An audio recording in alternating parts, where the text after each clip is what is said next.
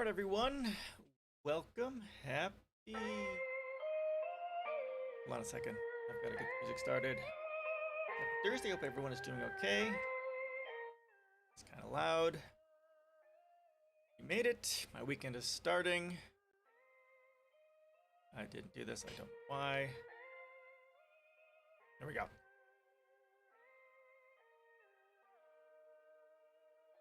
Alright. So, yeah. Hope everyone is doing okay. I'm doing pretty good. I've been watching a bunch of videos on humankind, which comes out next Thursday. I'm super excited about that. And maybe on Saturdays I'll do some humankind instead of streaming politics. We'll see. We'll see. I'm excited about it. Yeah, I suck at these games. I suck at all games, but it looks like it'll be fun to play, and there'll be a lot of things going on there that'll be nice. Yeah, how's everyone doing today? How's your week gone so far? Mine's been just okay. Nothing special going on here. Although the wife did hit pay dirt at some garage sales today, so she's super excited about that. Nothing. Never mind. Yeah. So that's pretty much it. Any questions, comments, suggestions before we get started here? Anything? Anything at all? Also thinking about doing a narrative for it, because what's interesting about the game is that at the very beginning, because it goes through like pre-Neolithic, like basically starting with the Neolithic, or just prior to the Neolithic age and going forward. So I don't know, that's about 12,000 years through that entire.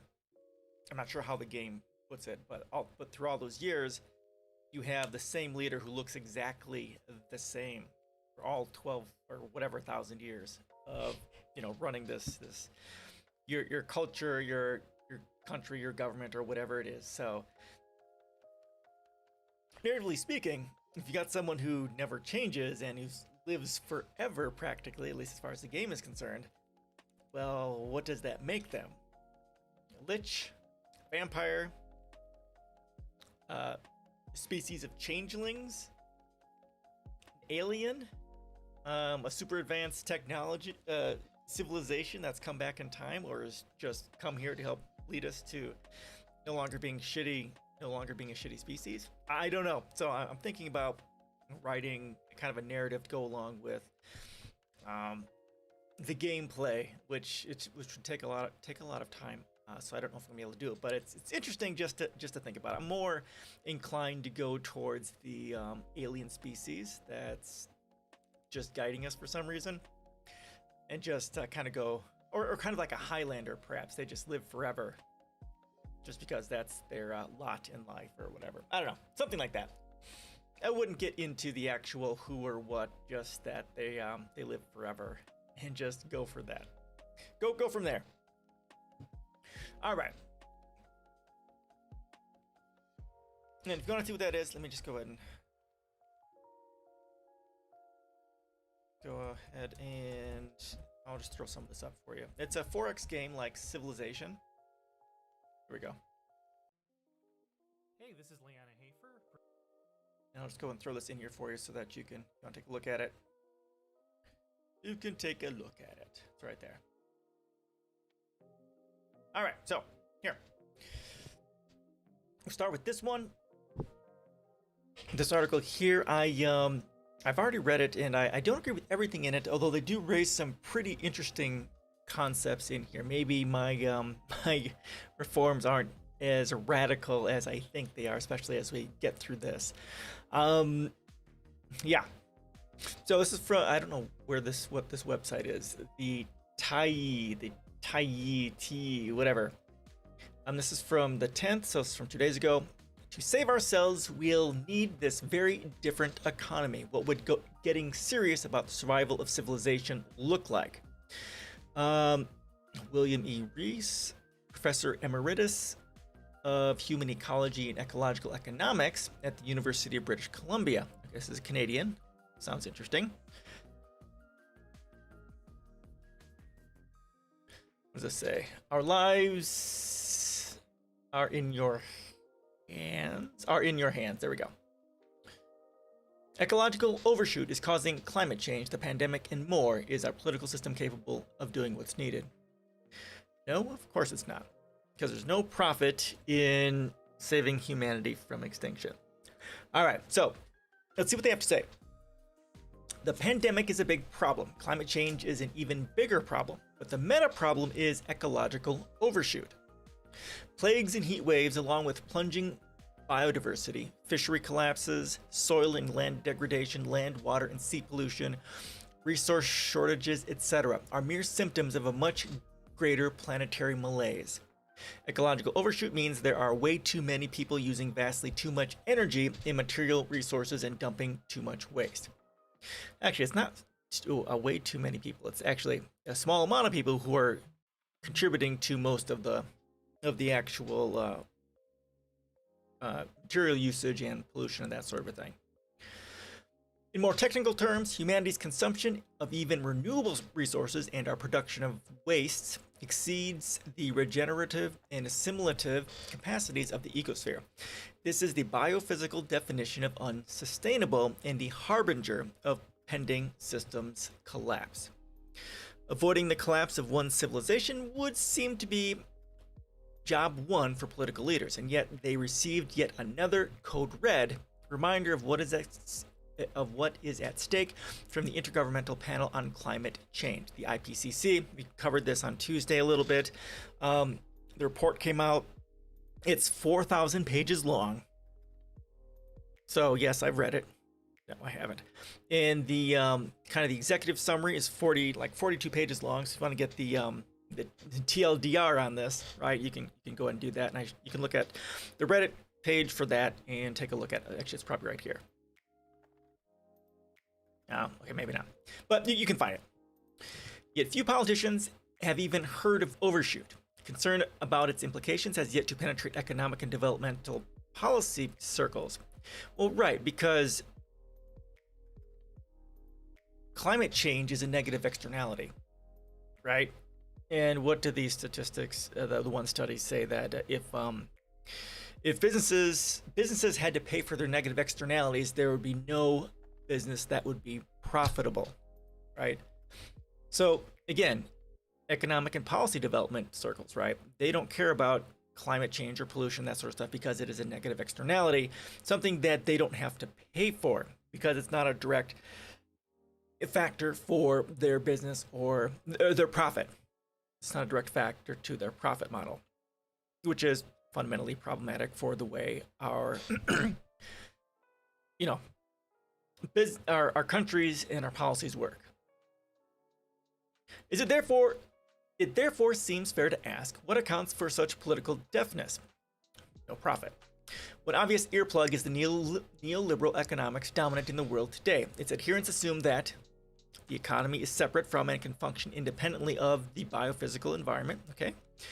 Again, it considers another way of putting this is business considers environmental factors as a negative externality, something that they don't have to worry about. Important relationships between variables change predictably, and if they deviate from desirable comfort zones, can be reversed. If you act in time enough, okay. The factors of production, finance capital, natural capital, manufactured capital, human capital, are near perfect substitutes.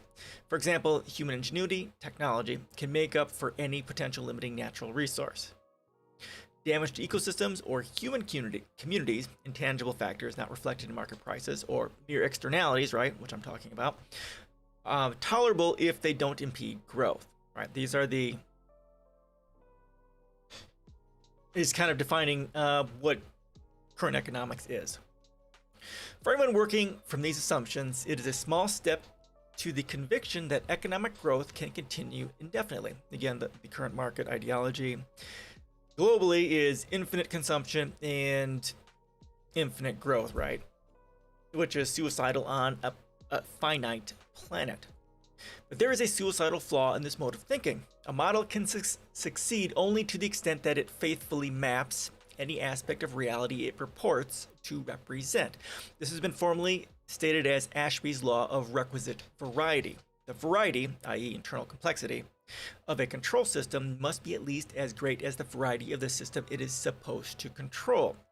So if a system doesn't actually accurately map the factors and the parts of what system you're working with, then it's not going to work very well.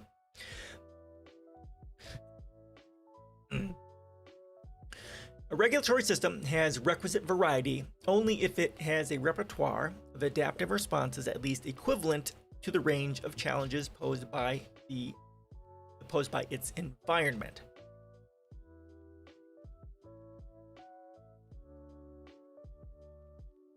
Yeah, so if your system can't adapt to all the different factors, then it's not going to work very well.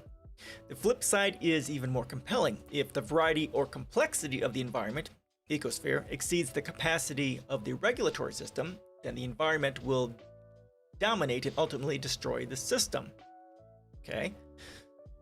If you don't find this alarming, then you, like our politicians, haven't been paying attention. Well, it's not like they haven't been paying attention. They have been. It's just the dollar bills, the people that own them, and their votes pay them to not give a flying fuck about it. And besides, how are they going to vote against those dollar bills? How are they going to even consider that? The corporations and the rich are the ones that pay for their re-election campaigns, not we the people. Plus, by the time this becomes a big thing, they're not going to have to deal with it. They're living large, and they're going to continue to live large off these corporate paydays. The world's great economic powers are currently trying to run the world using simple-minded economic models that contain no useful information about the unfathomable complexity and the nonlinear and often irreversible behavioral properties of the ecosystems, or even the social systems with which the economy interacts in the real world. Our management control system utterly fails the test of requisite variety. It is incompetent to fly the planet. We've gone over, one version that kind of looks at this a little bit better is the Donut Economics book, and we had that article months and months ago.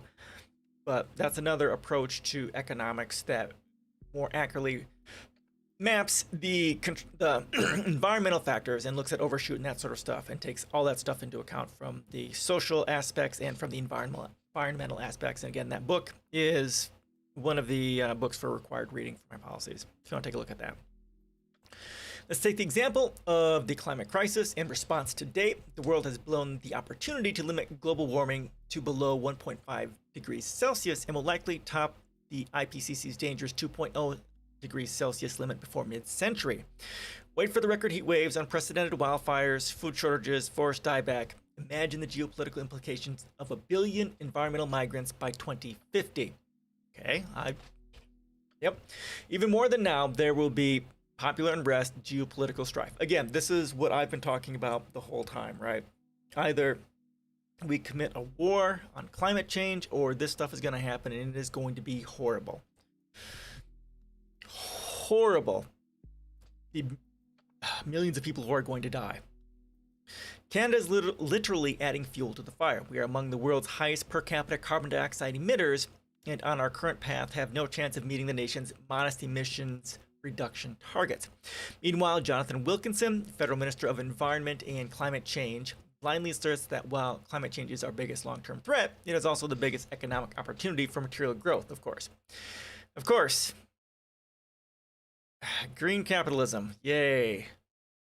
That's going to work well. Should we be surprised that at least one prominent Canadian climate scientist has proclaimed, "We're screwed, it's our fault, and it's going to get worse, and there's nothing we can do about it"? Okay, doomerism, I'm all about that.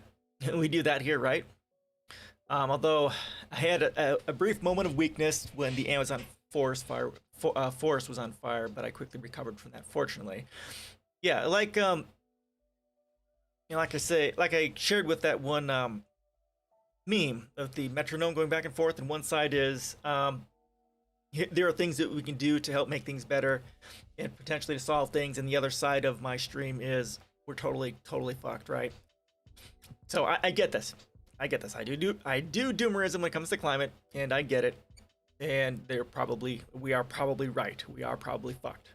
So totally fucked that it's not even funny. But we're here. We have to at least try. The once and future economy. Actually, there is something we can do about it, but the changes necessary go beyond anything any government anywhere has contemplated. What would getting serious about the survival of civilization look like? We need a new way of being on Earth in which people can enjoy emotionally satisfying, materially sufficient lives in community without wrecking the planet. Again, this is a big part of my policies. My environmental policies are perhaps some of the most important, and I go into pretty good detail about what needs to be done, and it is really a radical level of change. Again, like I say, ultimately, if the United States is not on the vanguard of the war on climate change, we are totally, completely fucked. And of course, the United States isn't going to be. So yeah, we're fucked, totally fucked. The United States is there. This isn't American exceptionalism talking here. I'm an American, and I'm very much against all this, right? It's just the United States is the richest country in the world, the most powerful, and the U.S. military is perhaps one of the largest polluters in the world. And if they are not on board, not just because of the operation of the military, but also because of the effects of the military operating on the world, the coups, the destruction of infrastructure, the destruction of the environment, right? Directly, destroying the forests and all that sort of stuff, the bombs and all that sort of stuff, the externalities, the externalized damage as a result of the military operating, in addition to the direct damage caused by the military operating, the jets and that sort of thing, is it's massive. So if we do not stop that, if the United States does not pull that back, they are basically condemning us all to extinction.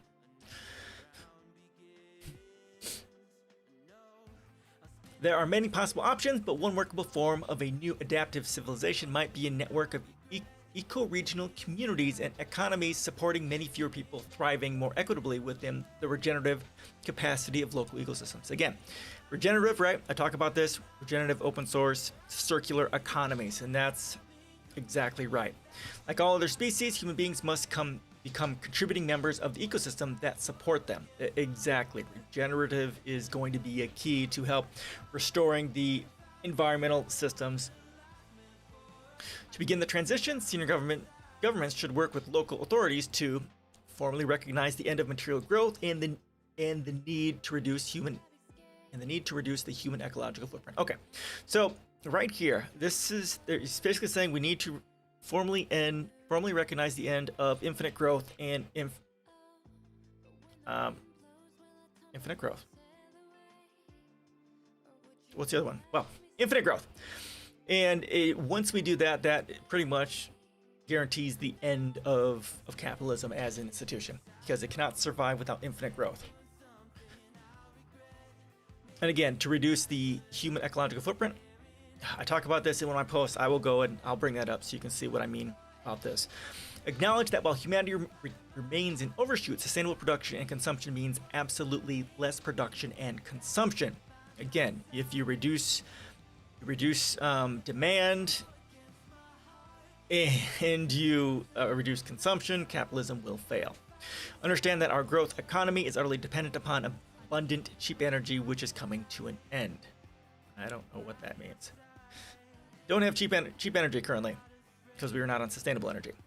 Admit that modern renewables, wind turbines, solar panels, hydrogen, are not renewable, are themselves dependent on fossil fuels, and have virtually no possibility of quantitatively replacing fossil fuels by even 2050, if ever. Okay, so I disagree with this a little bit, but if he says by the 2050 date, okay, sure, that's fair, and that could be radically changed by, again, the United States jumping on board and saying, hey, we're no longer going to be, like Buckminster Fuller says, investing in weaponry, but shifting everything to livingry. Again, like I said, my policy is cutting our military by 75%.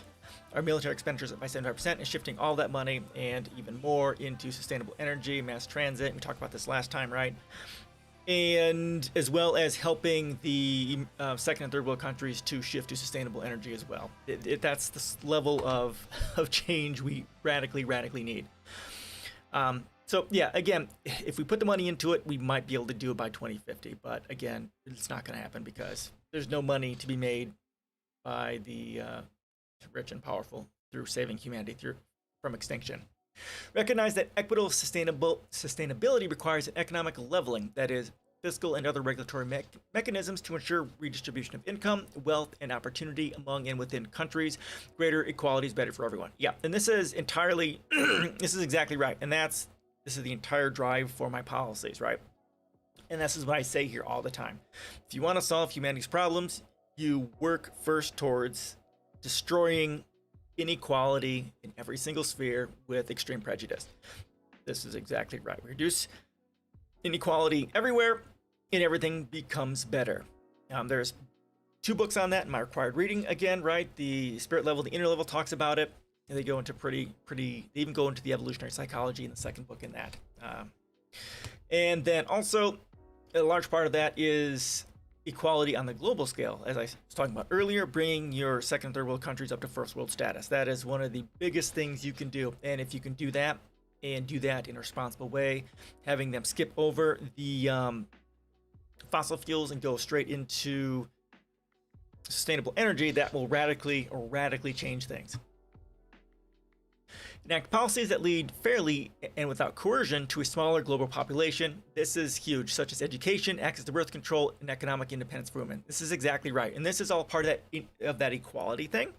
And this is, when you get into demographic transitions, this is exactly what he's talking about here. You increase the quality of life, you increase education, birth control, and economic independence for women, and your population growth goes down. And again, I talk about this too, and I have a post that I want to write on this very topic, that overpopulation isn't a problem, it's a capitalism problem, because if you do this, population goes down, period. This isn't a... It's not an overpopulation problem. It's a capitalism is fucked sort of a problem. The challenge is great, given that models show about 2 billion people could live comfortably indefinitely within the biophysical means of nature.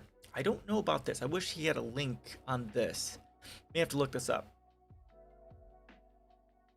Implement measures including pollution and resource depletion taxes to internalize costs and move society closer to full social cost pricing. This would blunt current steeply rising levels of consumption in the developed world, the current greatest contributor to overshoot. Okay, so yeah, and so my policies do talk about this as well. You get to get into economies for the common good and adding taxes for those companies that pollute.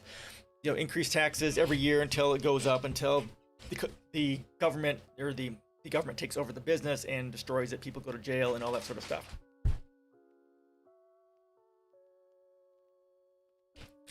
As noted, this implies a whole new worldview.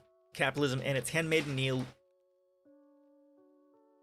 neoliberal economics, the wife's making noise, and efficiency, getting bigger, faster. Instead, the new eco-economy must promote true development and greater social equity, getting better fairly. Yes, and my policies talk about this sort of stuff too, and this is very, very important. As we reduce inequality, we make everything better. Other values essential for long-term economic security, social well-being, and ecological stability include a renewed respect for nature, loyalty to place, community cohesion, regional self-reliance, and local economic diversity.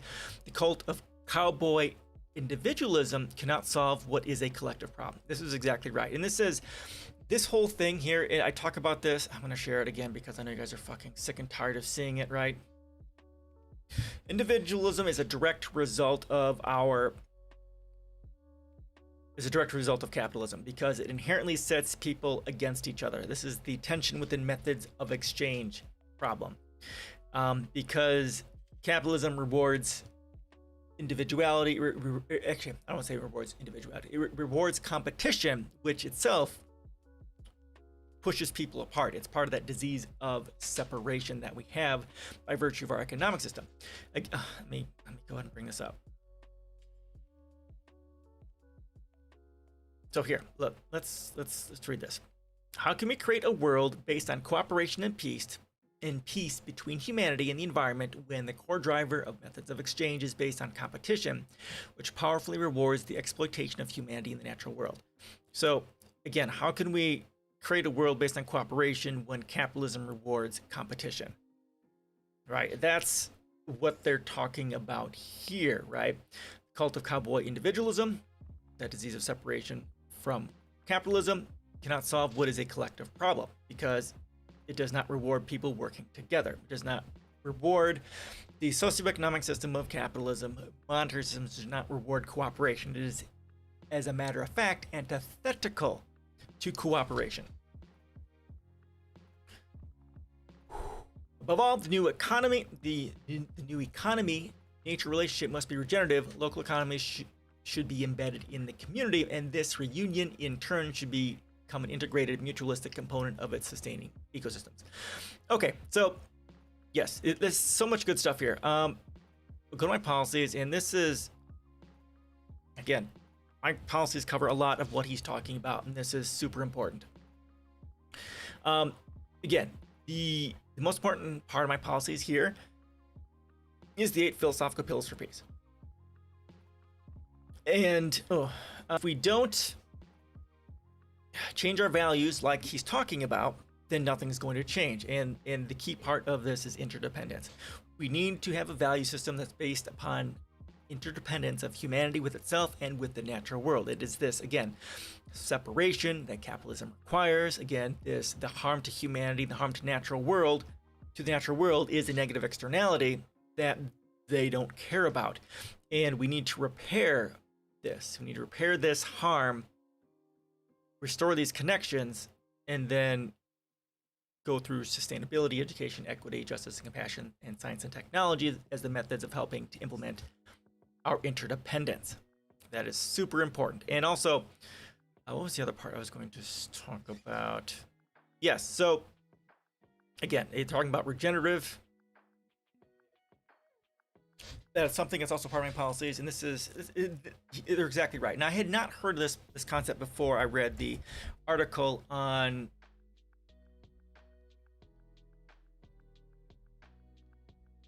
donut economics, which was amazing. Yeah, so here.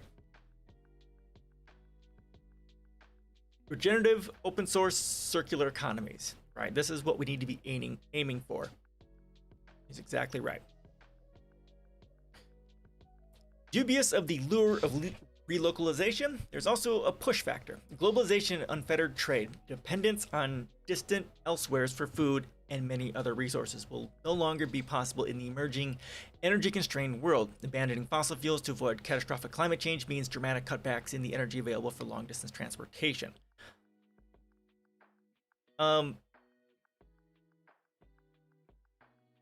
I don't necessarily think those are these necessarily have to be a direct follow from, but depending on how, the way they're looking at it, I see what they're saying.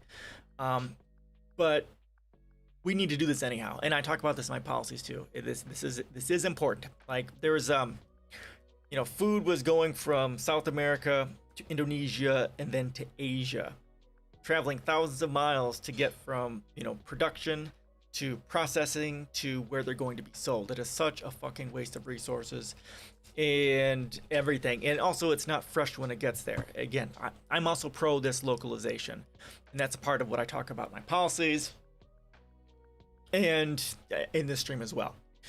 There is an upside. Globalized free trade in the past half century greatly accelerated resource overexploitation.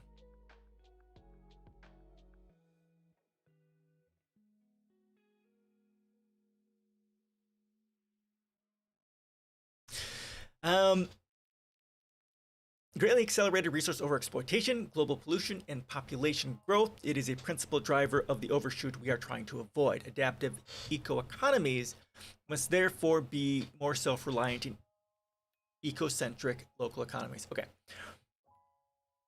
Yeah, okay, so free trade definitely increase the number of wasted resources by, again, taking stuff from here and shipping it over there.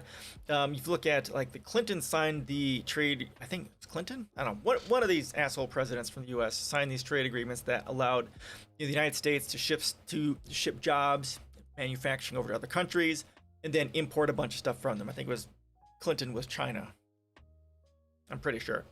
And that, again, gets rid of that localization, gets rid of the jobs here, which, of course, is devastating to our local communities, and then ships jobs over there. They get to do stuff, and then they ship it back. You get all this stuff wasted by this lack of localization. You're shipping stuff here, which is a waste of energy and resources. Agricultural, forestry, and essential light manufacturing, food processing, textiles, clothing, furniture, tools will all be relocalized, providing ample, meaningful employment. There will be a resurgence of personal skills, butchers, bakers, and candlestick makers, and pride in workmanship. Okay, so this is kind of where we're getting to where I'm going to disagree with this, and I think this is why it's kind of, well, okay. We'll keep going, and I'll get to it a little bit later. As an immediate additional benefit, when citizens become acutely aware of their dependence on local ecosystems, they become more actively concerned about the state of those systems. Okay, this is exactly true, and that's why in my policies, right, when we get to the 8 philosophical pillars for peace, why this is such an important thing. We need to teach everything we do and teach should be through the lens of interdependence. The interdependence of humanity with itself as a integral part of the ecosystem of the globe. This is something very important we need to teach, and that's exactly right. And once our people, our citizens, our people of this planet start to realize that and think about our problems and our place on this planet from the standpoint of interdependence, everything can radically change, and this is exactly right.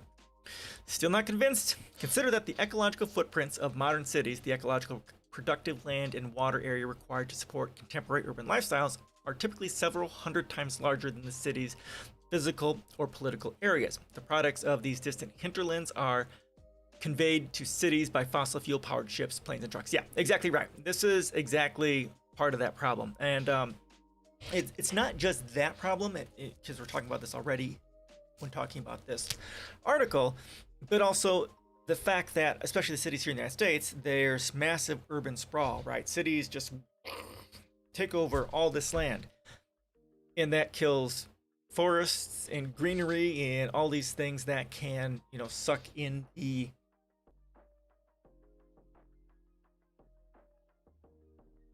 carbon dioxide, right? And that's a problem. Part of my policies is we need to build up and we need to build down, and then take that, like they're talking about here, in a sustainable way. Build cities with all the energy and as much of that food as you can locally, the manufacturing and jobs and all that sort of stuff locally, so that it is self-sustainable as possible. And then you take the rest of, that urban sprawl, and then you cycle it for materials, and then you rewild it to reclaim all that green space.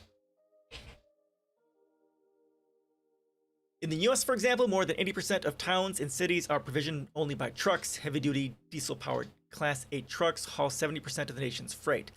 Even if 100% electrification were possible, it's not. The extreme demands of heavy-duty haulage ensure that all electric or hydrogen fuel cells for propulsion are not an option. Okay. He might be right there, and I get what he's saying, because the massive level of batteries and stuff is going to make it very difficult. And we kind of had that conversation last time too.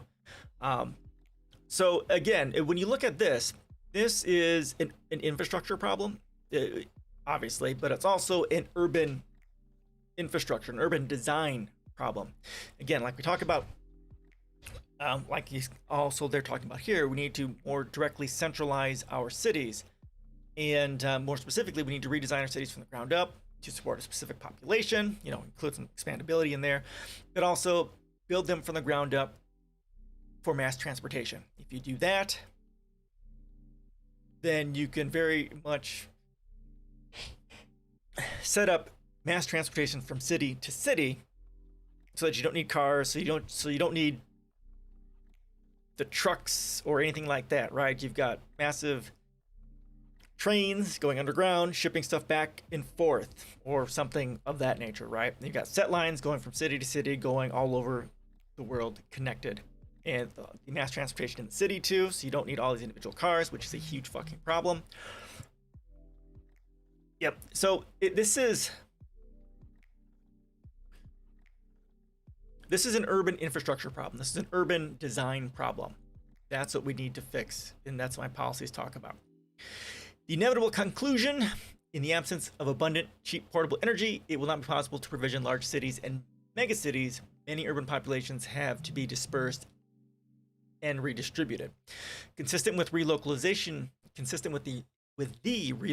imperative, the following policies objectives would reconfigure present settlement patterns into more functionally self-contained human ecosystems, national governments should. Okay, so here, I'm not going to agree with everything here, but he has some very, very interesting ideas on what we should be doing.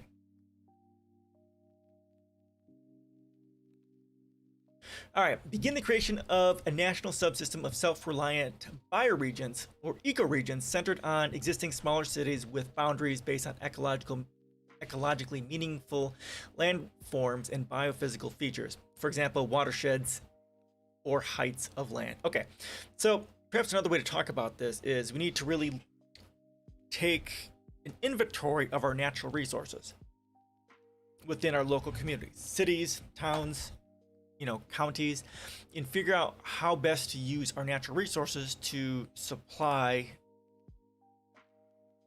our local communities. Yeah, I agree with that completely. Trying to more appropriately, more useful, more efficiently use our local resources. Size each urban-centered ecoregion initially to contain, where possible, a productive ecosystem area or land bank equivalent to its population's current globally dispersed supportive hinterland, i.e. internalize their de facto eco footprints. There will be insufficient domestic land or water in many regions, forcing recognition of the need for lower levels of material consumption, more efficient lifestyles, and a reduction in population. Okay, so he's approaching this slightly differently. Reduction in population. Okay, so again, if with the urban infrastructure, creating cities from the ground up so that there's high levels of equality and you've got, free education, free healthcare, family planning, all that sort of stuff, that will help reduce the population. And if you create cities from the ground up to support a specific population and for it to be as efficient as possible, you can help solve some of this problem. And again, that's all going to come from the global resource survey to figure out how to do that, or even a local resource survey to figure out how to do that. It's important. Relocalize government services and decision-making authority, for example, devolving sufficient governance and taxation powers to the new urban bioregions to enable effective management of their internal resources and ecosystems. Okay, so he's looking at, there's a conversation I had on this on it was Facebook talking about this. Pretty much getting rid of, and I don't say getting rid of, placing emphasis on local government instead of like national or even state government. So it's not that I'm against this, because my policies kind of do go that way. When you look at a resource-based economy, this is going to be something very similar as well, but it would be tied into a much larger globalized resource management, which is definitely what we need to do. Organize the regional economy and commerce to sustain the population as much as possible on domestic bioresources, ecosystems, and local manufacturing. Yep. Again, refocus all the manufacturing and all the resources to serve people locally instead of being shipped all over the fucking world. Thus, reducing reliance on trade. Yep, there will be some trade, but imports should be restricted to true necessities that cannot be produced locally, and exports should be limited to bioresources in true eco-surplus. Yeah, exactly. Exactly, I agree.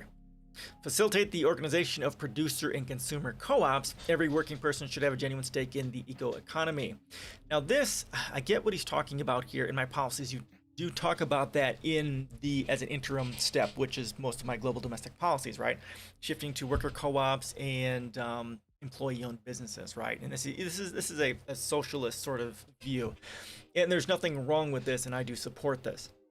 But that is an intermediary step, not the long-term goal.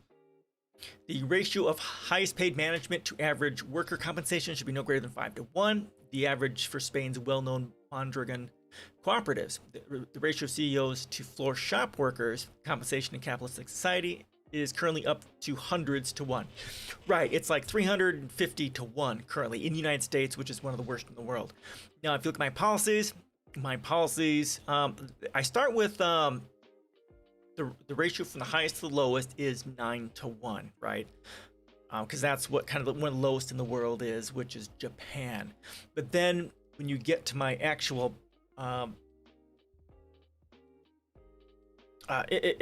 taxation policy, then we're looking at the maximum. I have a maximum wage at 9 times, which is 6, and then I have the marginal tax rate at the maximum wage at 100%.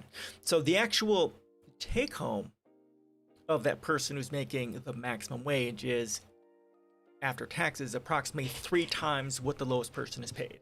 So it actually ends up being lower than this after taxes, significantly. So yes, this is good stuff here. Very good stuff. Allocate any remaining carbon budget, there may be none, to absolutely essential uses in agriculture and transportation. Invest in truly renewable energy sources, mechanical, wind, and water power. Manage biomass, and in technologies making efficient use of human and animal labor. Okay, this is where we start. This is where he gets a little more radical than I do. He's effectively talking about technological primitivism. And for me, energy sources, it should be geothermal and tidal. Those should be the baseload power that we should be using. He says mechanical, wind, and water power. The problem, of course, with wind is you have to store it. So I don't consider this as a baseload power thing. And I was talking about batteries and how that's, can't rely on that. This is problematic from that standpoint, from what he's talking about. And water power, yes, I agree. Tidal and wave power is where we should be. That should be baseload. Manage biomass, not a fan, but I get it. And here, technologies making efficient use of animal labor. Okay, so this is where he's saying, I think he'll get into this a little more. Yeah, he gets into this next. We'll get into that. Facilitate breeding programs to supply the draft horses and mules that will be needed to work the land, particularly in agriculture, as fossil fuel technologies are phased out. Okay, so here's the technological primitivism here. He wants to go back to the way of doing things where we're using horses and so on to get the work done. I mean, undoing over 100 years of technological innovation to get to this, to get to the level of automated manufacturing and of agriculture that we can get to. Like, what was it, like 40% of the people several hundred years ago was used to create food, and that's kind of where he's going back to, instead of now it's like 2%. And how much wasted land will there be doing that? How much wasted human time will there be if we do that? I don't really agree with this. I see why he's doing it, and I very much appreciate this, but it's going to set us back significantly. Although, like he's saying, it will greatly reduce our need for fuels, assuming we can't get other forms of sustainable energy. Although, if we can get high levels of sustainable energy, that's the big thing. Again, shifting to sustainable energy where we can do our farming specifically starting with vertical agriculture, so that we don't have to have horses and stuff like that. I mean, we need a lot of energy to do that, so that's going to be the thing. Energy is always going to be the big problem. If we can get that, it solves many problems. Reintegrate animal husbandry and crop agriculture to maximize the potential for nutrient recycling, because artificial fertilizers will be in limited supply. Yep. Kind of permaculture and things of that nature. Yep. That's full is recycling. It's getting recycling of animal waste and that sort of stuff. Yep. Agreed. Redesign urban waste management to convert settlements from resource depleting throughput systems into self-sustaining circular flow ecosystems. Exactly. My policies talk about that too. Regenerative, open source, circular economies. That's exactly what we need to do.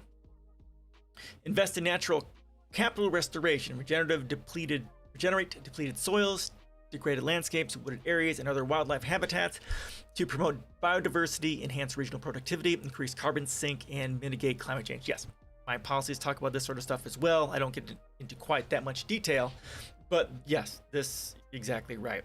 The more we can restore our natural lands, the better.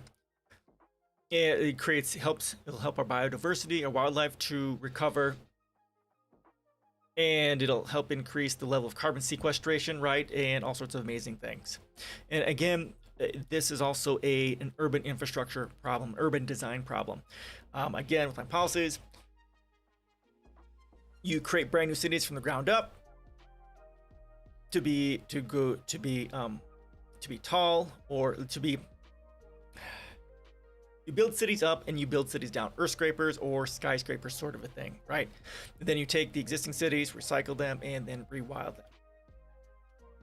Recognize that governance of regional ecosystems and landscapes for the common good will sometimes require stinting customary private property rights. Yep, importantly, citizens who realize that their security depends on maintaining the integrity of local systems have an incentive to support some such measures.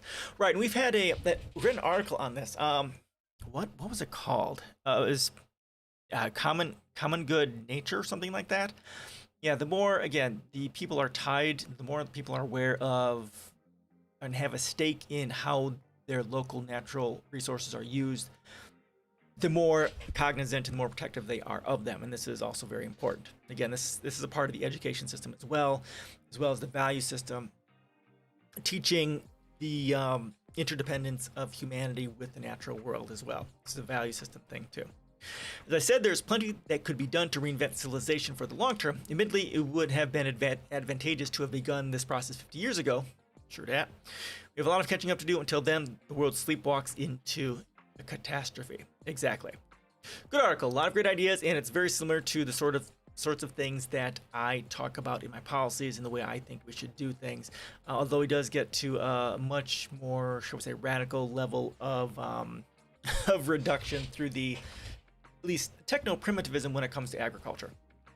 Great article, great fucking article.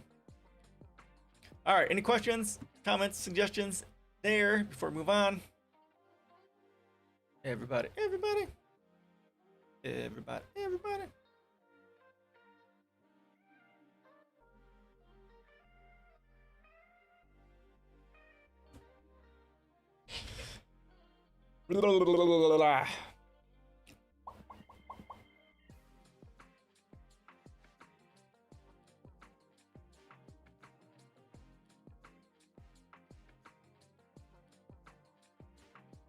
All right, next one. This is from Scientific American. This is from 2018, so it's a little bit old, but it's still of interest. And I've talked about this. I don't really talk about this directly, but and I haven't read this yet, so I don't know what tack they're going to take. But I guess we'll see. War is not a part of human nature. And again, what I talk about here is that if basically once you hit the Neolithic revolution, everything changes, and this is where the violence and where humanity starts going to hell in a handbasket. All right, see what he has to say.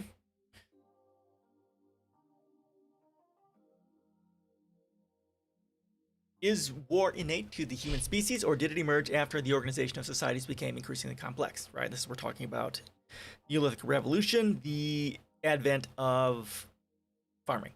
Scholars split into two camps that might be labeled as hawks and doves. A close look at archaeological and other evidence suggests that the collective killing resulted from cultural conditions that arose within the past 12,000 years. Exactly. So 12,000 years, right? This is 12,000 years ago is when farming started. It's when the Neolithic revolution started, right? So this is what I've been saying as well. Oh, yeah. All right. So, do people, or perhaps just males, have an evolved predisposition to kill members of other groups? Not just the capacity to kill, but an innate propensity to take up arms, tilting us toward collective violence. The word collective is key. People fight and kill for personal reasons, but homicide is not war. War is social, with groups organized to kill people from other groups. Today, controversy over the historical roots of warfare revolves around two polar positions. In one, war is an evolved propensity to eliminate any potential competitors. So, if you look at, again, my tension within methods of exchange, once you get into farming, the agrarian revolution, that brings about competition through bringing in methods of exchange, trade, money, and that sort of thing, which inherently sets society in competition with each other, and that competition, because of methods of exchange, creates war, which finds its genesis in the Neolithic revolution. In this scenario, humans all the way back to our common ancestors with chimpanzees have always made war. The other position holds that armed conflict has only emerged over recent millennia. as changing social conditions provide the motivation and organization to collectively kill. The two sides separate into what the late anthropologist Keith Otterbane called hawks and doves. This debate also ties into the question of whether instinctive, warlike tendencies can be detected in chimpanzees. If war expresses an inborn tendency, then we should expect to find evidence of war in small-scale societies throughout the prehistoric record. The Hawks claim that we have indeed found such evidence. When there is a good archaeological picture of any society on Earth, there is almost always evidence of warfare. 25% of deaths due to warfare may be a conservative estimate, wrote archaeologist Stephen A. LeBlanc and his co-author Catherine E. Register. With casualties of that magnitude, evolutionary psychologists argue war has served as a mechanism of natural selection in which the fittest prevail to acquire both mates and resources. Well, war, no, but violence, sure. This perspective has achieved broad influence. Political scientist Francis Fukuyama wrote that the roots of recent wars and genocide go back for tens of hundreds of thousands of years among our hunter-gatherer ancestors, even to our shared ancestors with chimpanzees. Bradley Thayer, a leading scholar of international relations, argues that evolutionary theory explains why the instinctual tendency to protect one's tribe morphed over time into group inclinations toward xenophobia and ethnocentrism in international relations. If wars are natural eruptions of instinctive hate, why look for other answers? If human nature leans towards collective killing of outsiders, how long can we avoid it? Okay, so the simple answer is this. It boils down to scarcity. I have a... Let me see if I can bring this up. This is not at all finished.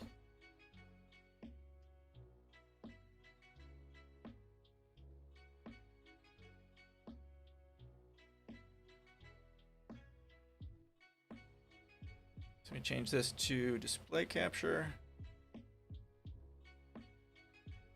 So this all comes down to scarcity. Pre-Neolithic age, again, low scarcity, mostly matriarchal, nomadic, egalitarian. There was very little violence for the most part because there was no, there was high abundance, low scarcity. But once you hit farming, high scarcity, that's when the wars and stuff really start in a large scale in contemporary humanity. And then in today's world, we still have that scarcity, but it's artificial scarcity. I need to add that in here.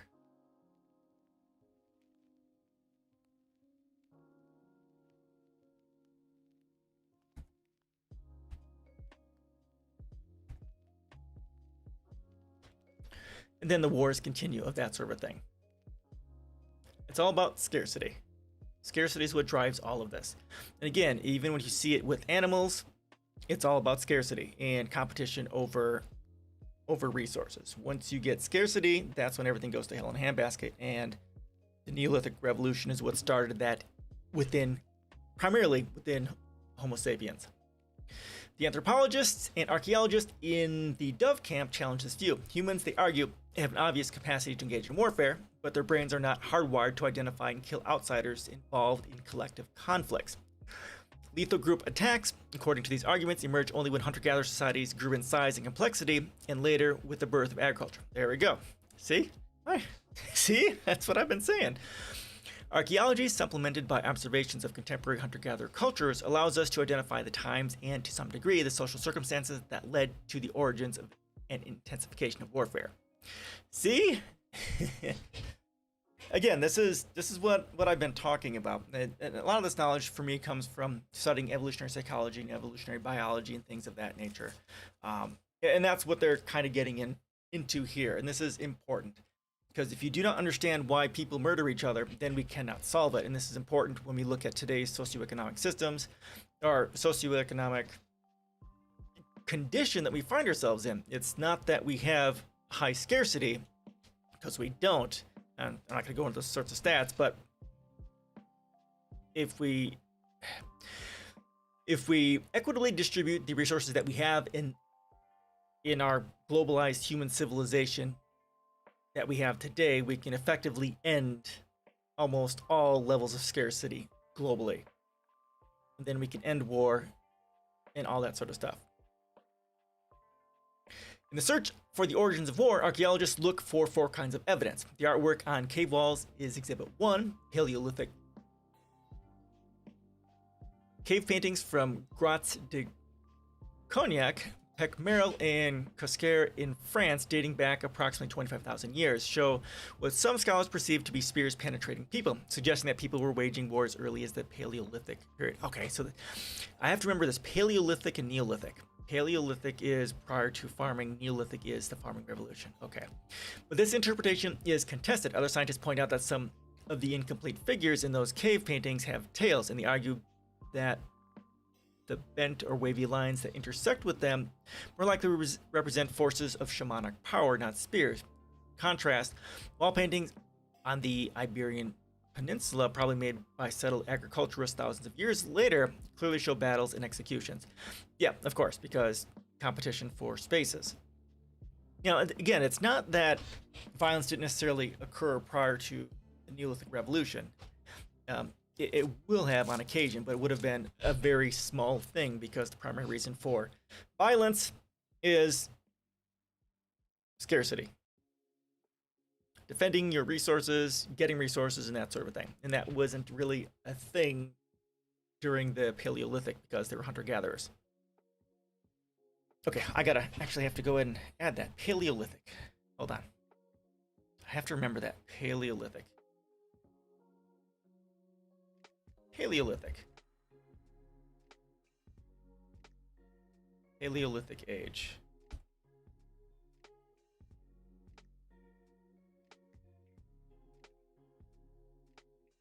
All right.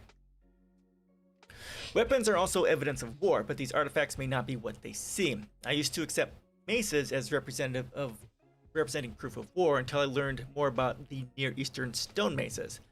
Most have holes for handles so narrow they could not survive one blow in battle. Maces also symbolize authority. An established rule can provide a way to resolve conflict without resorting to war. On the other hand, it's perfectly possible to go to war without traditional weapons. In southern Germany, around 5000 BC, villagers were massacred with adzes that were also used to work wood. Let's look this up. I think it's a throne thing? No, it's not even close. A tool similar to an axe with an arched blade at right angles to the handle used for cutting or shaping. So it's basically a ball-peen hammer. Oh, okay. Something like this. Okay. Beyond art and weapons, archaeologists look into settlement remains for clues. People who fear attack usually take precautions. In the archaeological record, we sometimes see people who lived in scattered homes on low flatlands shifted to nucleated defendable villages. Villages across the Neolithic, again, Neolithic Europe. This is hugely important. Neolithic Europe means farming. Liana.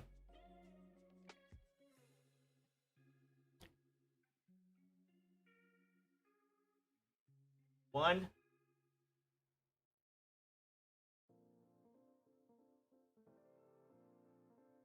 Daughter. Villages across Neolithic Europe were surrounded by mounded enclosures, but not all these enclosures seemed designed for defense. Some may mark off distinct social groups.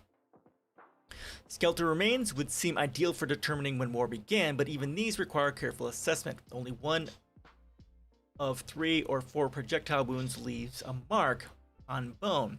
Shaped points made of stone or bone buried with a corpse are sometimes ceremonial, sometimes the cause of death. Unhealed wounds to a single buried corpse can be the result of an accident, an execution, or homicide. Indeed, homicide may have been fairly common in the prehistoric world, but homicide is not war. Exactly. And not all fights were lethal. In some burial sites, archaeologists frequently find skulls with healed cranial depressions, but few that cause death. The findings suggest fights with clubs or other non-lethal resolution of personal disputes, as is common in the ethnographic record. When the skulls are mostly from females, fractures may reflect domestic violence. Again, when you're looking at the agrarian revolution, the Neolithic revolution, you've got the rise of patriarchy and violence towards women. The global archaeological evidence then is often ambiguous and difficult to interpret. Often different clues must be pieced together to produce a suspicion or probability of war. But dedicated archaeological work, multiple excavations with good material recovery should be able to conclude that war is at least suspected. On balance, though, are there really indications that humans have been waging war for the entire history of the species? If your sample consists of cases known for high frequency of perimortem wounds, those occurring at or near the time of death, the situation looks pretty bad. That is how figures such as 25% of deaths by violence are derived. Misconceptions result, however, because of cherry picking by popular media. Any discovery of ancient killings grabs headlines. The news items ignore innumerable excavations that yield no sign of violence.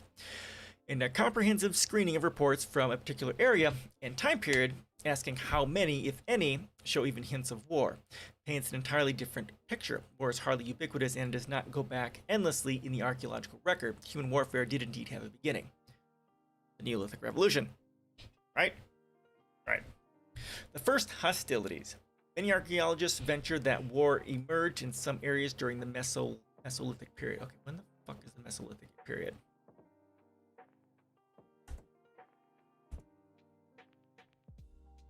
Okay, here we go. 10 to 8,000 BC. Okay, so again, that's about when farming started, right? 10,000 BC, which is about 12,000 years ago. Yep. Okay, good. Which began after the last ice age ended around 9700 BC, when European hunter-gatherers settled and developed more complex societies, but there really is no simple answer. War appeared at different times in different places.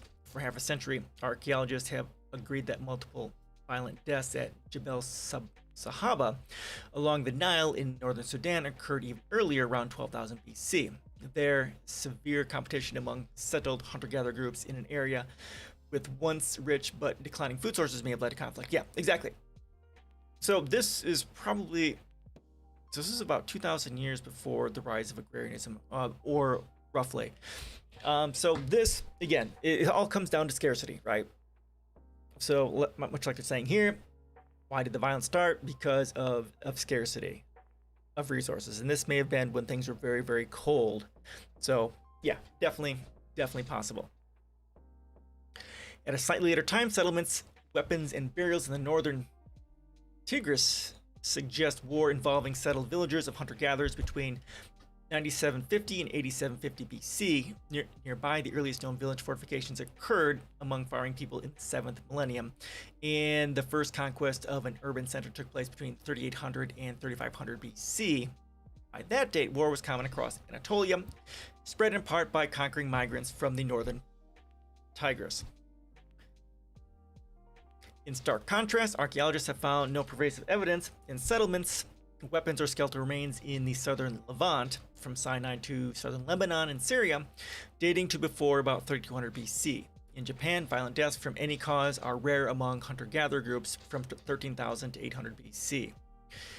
With the development of wet rice farming around 300 BC, violent fatalities became apparent in more than 1 in 10 remains. In the well-studied Northern American sites, some very early skeletal trauma seems the result of personal rather than collective conflicts. A site in Florida contained evidence of multiple killings around 5400 BC. In parts of the Pacific Northwest, the same occurred by 2200 BC.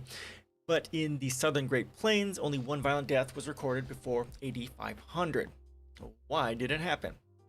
Again, when humans are okay, when we have the stuff we need, when we're not suffering in it, and that sort of thing, there's no reason for violence. Violence is a result of inequality. It's a result of scarcity. Scarcity, then, henceforth, inequality. The preconditions that make war more likely include a shift to more sedentary existence, a growing regional population, a concentration of valuable resources such as livestock, increasing social complexity and hierarchy, trade in high-value goods, and the establishment of group boundaries and collective identities. Again, this was all started because of farming. Farming is what made all this stuff possible. These conditions are sometimes combined with severe environmental changes. Yeah, so when you're staying in one place, the environmental changes make a huge difference. Whereas if you are in hunter-gatherer tribes, you just move around, you're nomadic, and this doesn't become as much of an issue because you follow the good weather. Where Jebel Sahaba, for one, may have been a response to ecological crisis, as the Nile cut a gorge that eliminated productive marshlands, eventually leading to human abandonment of the area. Later, centuries after agriculture began, Neolithic Europe, to take one example, demonstrated that when people have more to fight over, their societies start to organize themselves in a manner that makes them more prepared to go ahead and embrace war. Exactly. Inequality breeds tribalism, which breeds war and violence. There are limits, however, to what archaeology can show, and we must seek answers elsewhere. Ethnography, the study of different cultures, both living and past, illustrates these preconditions. A basic distinction is between simple and complex hunter-gatherer communities. Simple hunting and gathering characterized human societies during most of humanity's existence, dating back more than 200,000 years. There's been some fairly recent evidence that puts Homo sapiens, as we are contemporarily, at 400,000 years or more. Broadly, these groups cooperate with one another and live in small, mobile, egalitarian bands, exploiting large areas with low population densities and few possessions. Exactly, and this is what I've been saying. Complex hunter-gatherers, in contrast, live in fixed settlements with populations in the hundreds. They maintain social rankings of kin groups and individuals, restrict access to food resources by lines of descent, and have more developed political leadership. Signs of such social complexity first appeared during the Mesolithic. Again, this is after the advent of, it's like 8,000 BC. This is, yeah, right about when the Neolithic Revolution started. The appearance of complex hunter-gatherers can sometimes, but not always, mark a transitional stage to agriculture. Yep. The basis for the development of political states. These groups, moreover, often waged war. Exactly, and that's what I've been saying. The preconditions for war are only part of the story. However, and by themselves, they may not suffice to predict outbreaks of collective conflicts. In the southern Levant, for instance, those preconditions existed for thousands of years without evidence of war. So yeah, most likely they didn't have competition for resources. No competition, no problems. Why, though, was there an absence of conflict? Turns out that many societies also have distinct preconditions for peace. Many social arrangements impede war, such as cross-group ties of kinship and marriage, cooperation, hunting, agriculture, or food sharing, flexibility in social arrangements that allow individuals to move to other groups, norms that value peace and stigmatize killing, and recognized means for conflict resolution. These mechanisms do not eliminate serious conflict, but they do channel it in ways that either prevent killing or keep it confined among a limited number of individuals. Yeah, so if your society values cooperation, that also will greatly reduce the desire to start murdering people, because they're going to look at conflict resolution in a powerful way. If this is so, why then are later archaeological findings, along with explorers and anthropologists' reports, so full of deadly warfare? Well, because that's what sells, and that's kind of because that's the bias of capitalism. You see violence everywhere, and countries murdering each other over stuff, so it's just kind of a social preconditioning to believe in violence because of the way our socioeconomic system creates our existing world. Over millennia, preconditions of war became more common in more places. Once established, war has a tendency to spread, with violent peoples replacing less violent ones. States evolved around the world, and states are capable of militarizing peoples on their peripheries and trade routes. Environmental upheavals, such as frequent droughts, aggravate and sometimes generate conditions that lead to war, and peace may not return when conditions ease. Particularly notable was the intensification of the medieval warm period from roughly 950 AD to 1250 AD, and its rapid transformation into the Little Ice Age beginning around AD 1300. In that period, war increased in areas across the Americas, the Pacific, and elsewhere. Most of the world, war was long established, but conflicts worsened with mounting casualties tally. Yeah, so we're already far into the point where we have monetary systems. About 6,000 BC, I think it is. Or is it 6,000 years ago? I can't remember which. So you get beyond that point, then you've got trade, you've got debt, you've got monetary systems as a way of controlling trade, and once you've got that, that pretty much sets the powerful precondition for violence, because the tension within methods of exchange sets humanity against each other, because the socioeconomic system is based on competition. And therefore, war. Then came a European global expansion, which transformed, intensified, and sometimes generated indigenous war around the world. These confrontations were not just driven by conquest and resistance. Local peoples began to make war on one another, drawn into new hostilities by colonial powers and commodities they provided. Again, it's all about resources. It's all about competition for resources. That's what it all boils down to. As communities grow larger and larger, they need more and more territory and more resources. So again, as I say here on this channel,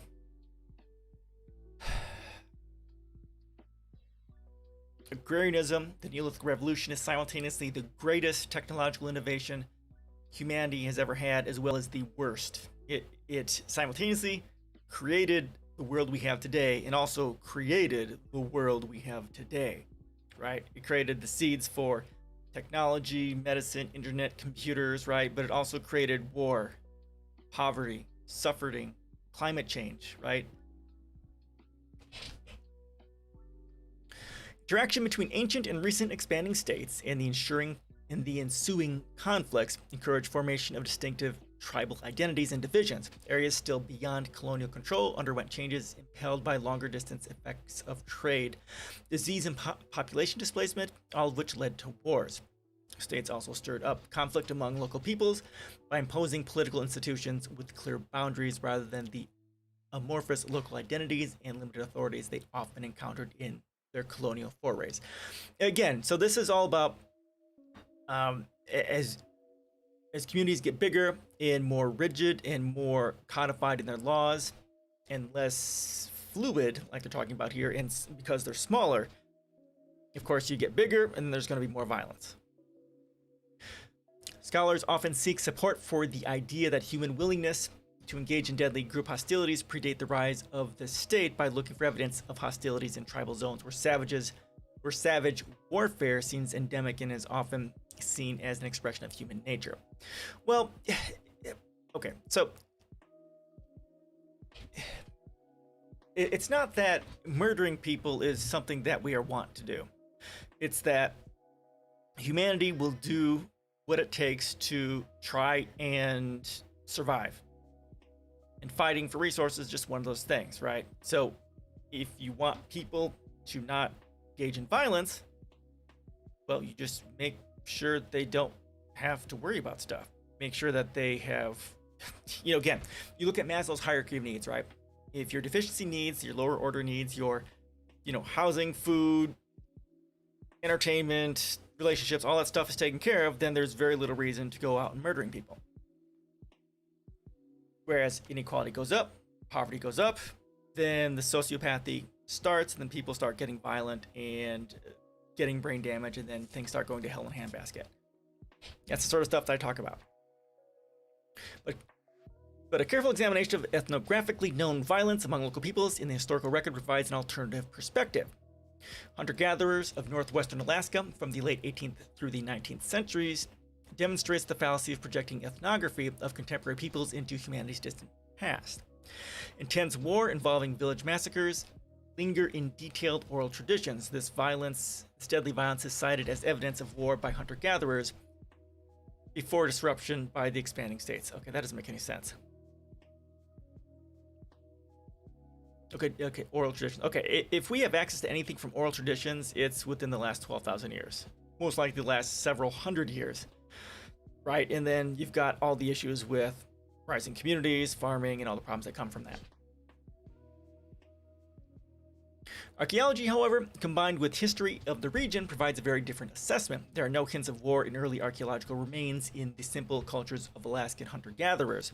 The first signs of war appear between 400 and 700 AD, and they are probably the result of contact with immigrants from Asia or southern Alaska, where war was already established, but these conflicts were limited in size and probably intensity. With favorable climatic conditions, By AD 1200, a growing social complexity developed among these whale hunters with denser, more settled populations and expanding long-distance trade. After a couple of centuries, war became common. War in the 19th century, however, was much worse, so severe that it caused decline of regional population.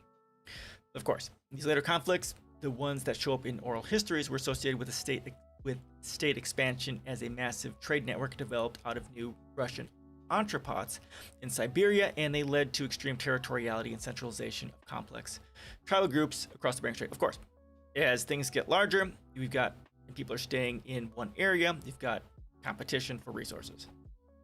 And that is all enabled because of farming. Not a fact of life. This is a long article. Holy crap. But it's a good article.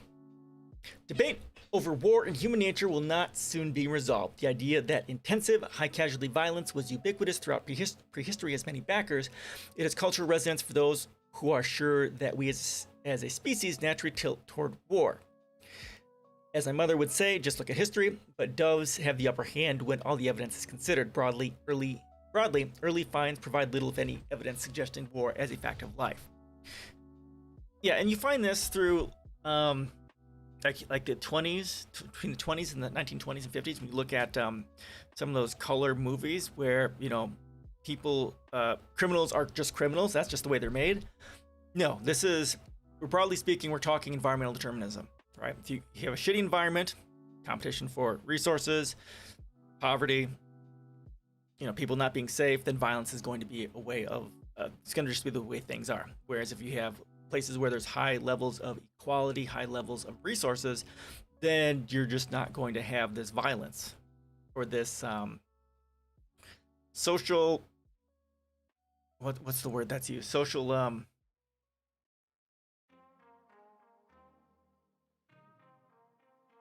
can't remember. Society being broken. People are people. They fight and sometimes kill. Humans have always had a capacity to make war as a survival instinct if conditions and culture so dictate. But those conditions and the warlike cultures they generate became common over the past 10,000 years. Again, the Neolithic Revolution. And in most places, much more recently than that, the high level of killing often reported in history, ethnography, or later archaeology is contradicted in the earliest archaeological findings around the globe. The most ancient bones and artifacts are consistent with the title of Margaret Mead's 1940 article, Warfare is only an invention, not a biological necessity. Oh, okay.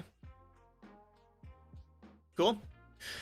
What about our chimp cousins? Again, this is, when you look at them, it's always going to be about resources. Where is scarcity?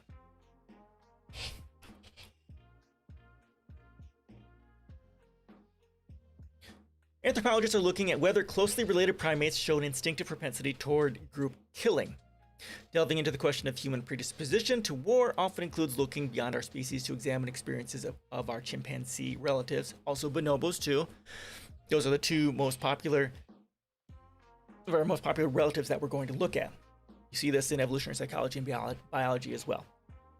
This is a topic I've been studying for many years, and I am now finishing the writing of a book about it. Chimpanzees, War in History. I put quotes around war because intergroup conflict among chimps, though sometimes collective and deadly, lack the social and cognitive dimensions essential to human war. Human warfare involves opponents that often include multiple local groups that may be unified by widely varying forms of political organization. War is fostered by culturally specific systems of knowledge and values that generate powerful meanings of us versus them. These social constructs have no primate analogies. Despite these distinctions, some scientists have argued that chimpanzees demonstrate an innate propensity to kill outsiders, inherited from the last common ancestor of chimps and people, an impulse that still subliminally pushes humans as well into deadly conflicts with those outside their communities. Again, I don't really agree with this.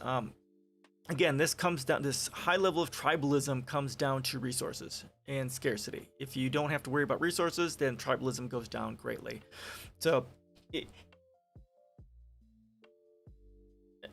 that's just kind of the way it is. But with chimps and stuff like that, that's probably competition for resources is going to be a big thing.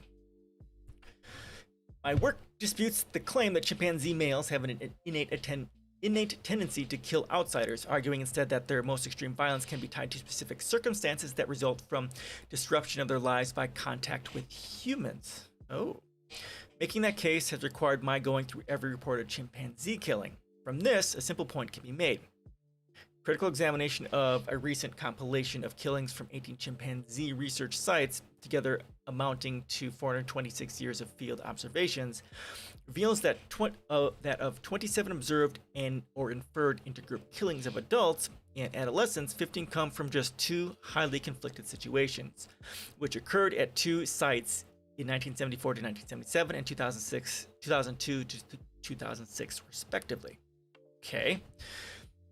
The 2 situations amount to 9 years of observation, tallying a kill rate of 1.67 annually for those years. The remaining 417 years of observation average just 0.03 annually.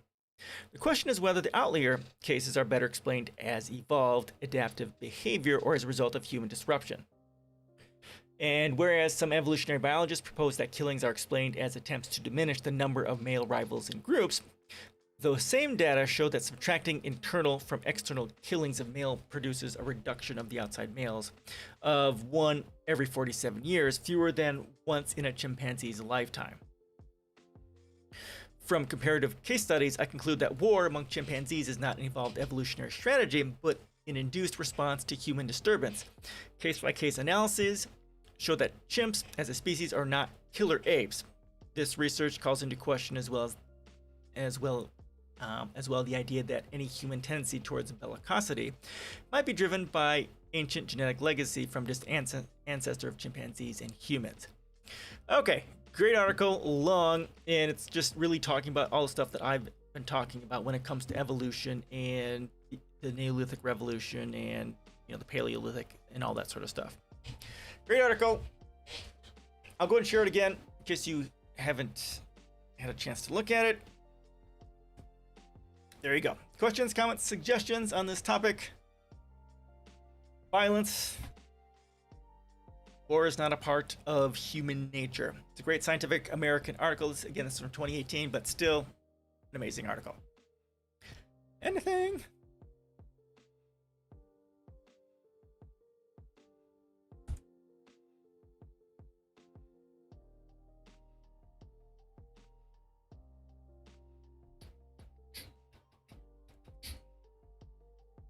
I have not looked through this to find the relevant part.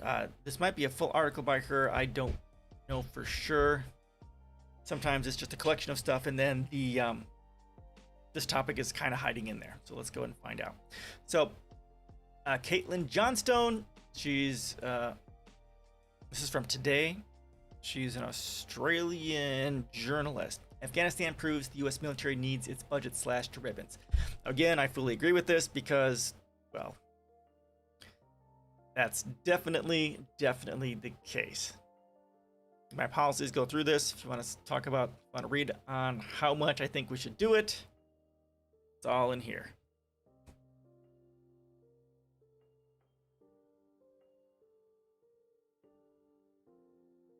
Nice picture of the Pentagon.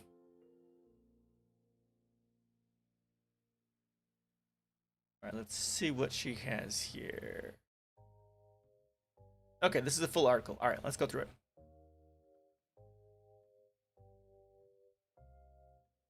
All right, U.S. officials are telling the press that Kabul will fall to the Taliban within 90 days and perhaps within the month as U.S. troops withdraw from the war-torn nation. One official, who like others spoke on the condition of anonymity due to the issue's sensitivity, said Tuesday that the U.S. military now assesses a collapse could occur within 90 days. Others said it could happen within a month.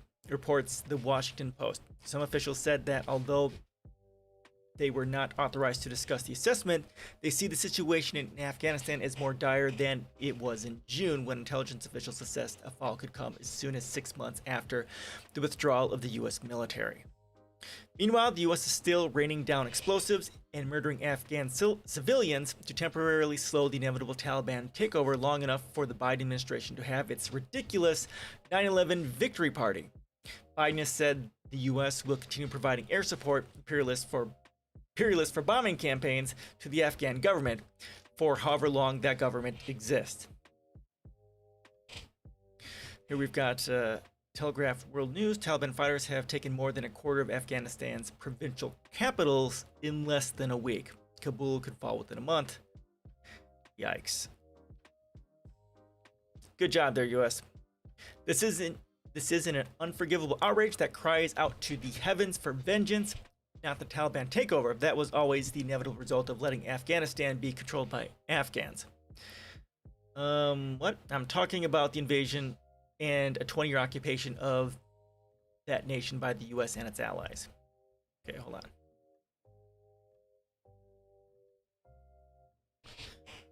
Okay, it is only by the most aggressive narrative management and journalistic malpractice that people around the world are not calling for the heads of the architects of this occupation. For 20 years, the world was systematically lied to that the US coalition was building a government and military that could stand on its own, and that this goal was right around the corner and just needs a little more time. Now it's crunch time, and we learned that what they've been building in Afghanistan this entire time was a fake movie set made of cardboard. Exactly, Afghanistan is about opium. It's mostly about opium, is what it's about. Right? Sackler family, the opioid epidemic, and things like that. Cost of that fake movie set, more than $2 trillion and hundreds of thousands of human lives.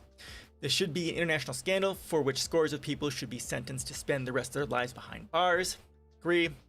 More than this, every military which participated in this unforgivable crime should have its budget slashed to a tiny fraction of what it is.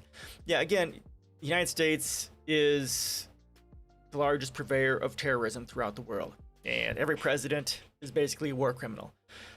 Biden, especially, Obama, Trump, doesn't matter. They all need to be in fucking prison for war crimes. Biden's massive air raid by B-52 bombers targeted a medical clinic and high school, killing 20 civilians and children. Despicable war crimes for no purpose than to slightly delay the total Taliban takeover.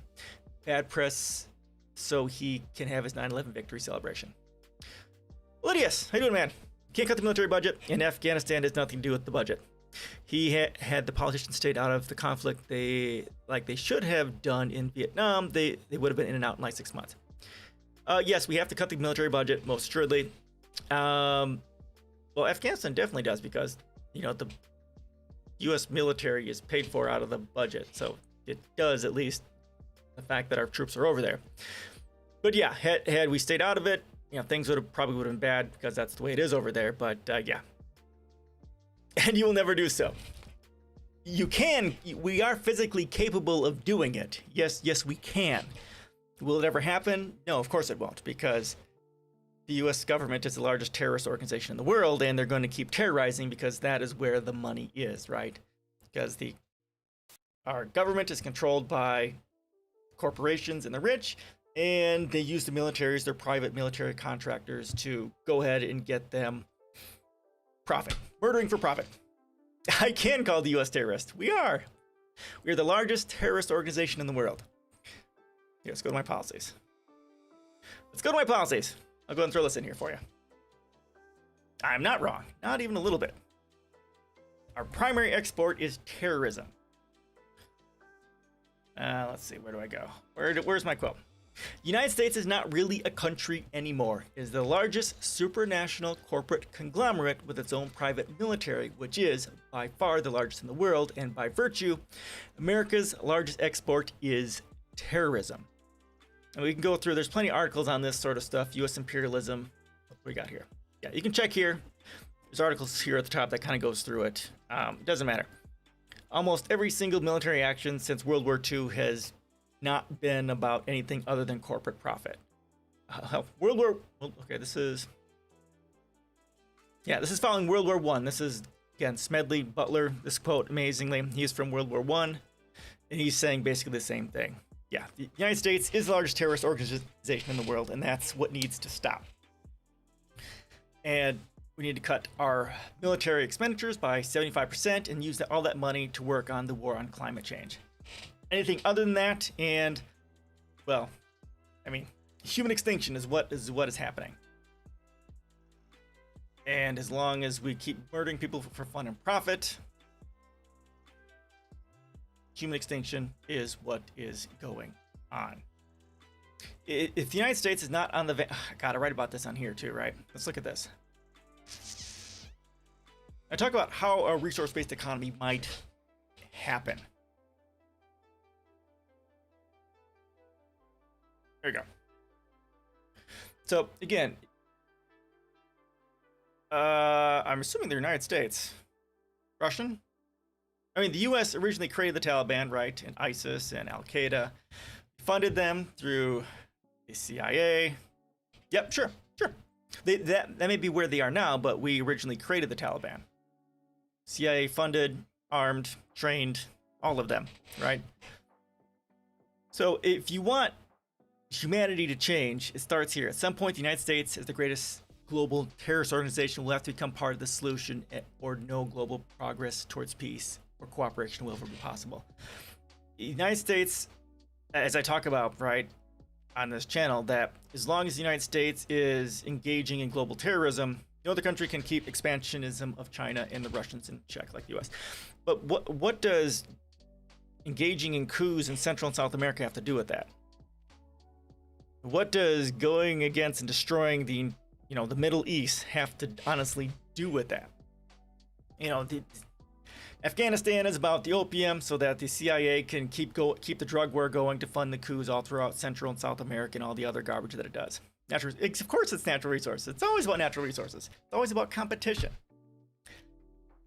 It's always about murdering people globally for fun and profit, right?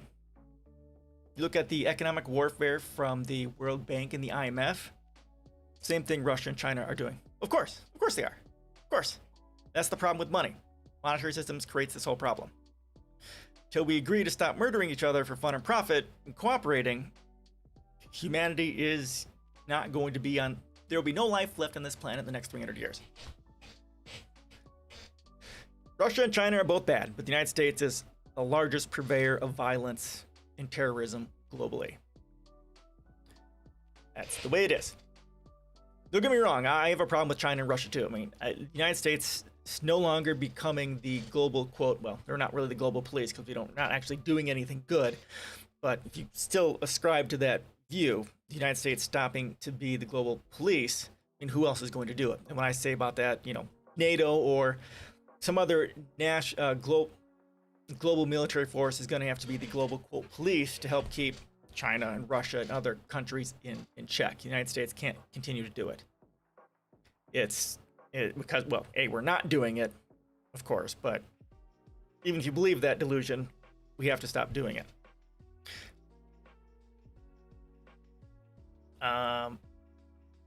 Okay, so here we go.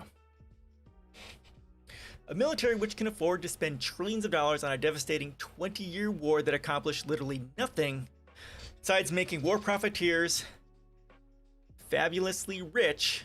This is the point of the war. Making banks, the military-industrial complex, the pharmaceutical industry, and the fossil fuel industry rich. That's the four deadly industries. This is why all wars, military actions happen. It's for profit. Is a military which needs its budget slashed to ribbons. Clearly, Pentagon officials can waste such unfathomably vast fortunes lining the pockets of the military-industrial complex to the benefit of not a single ordinary American. They do not need anything like the obscenely bloated military budget the United States currently has. True statement. Again, Caitlin Johnstone's amazing. This is exactly right. Those trillions of dollars, what that should have gone to is sustainable energy, the general infrastructure upgrades, right?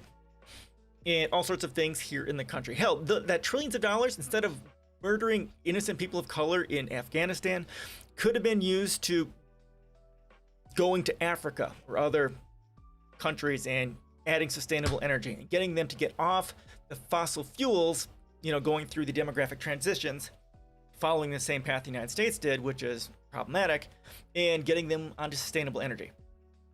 Starting to build up their ability to create their own sustainable energy. That is what those trillions of dollars should have been doing.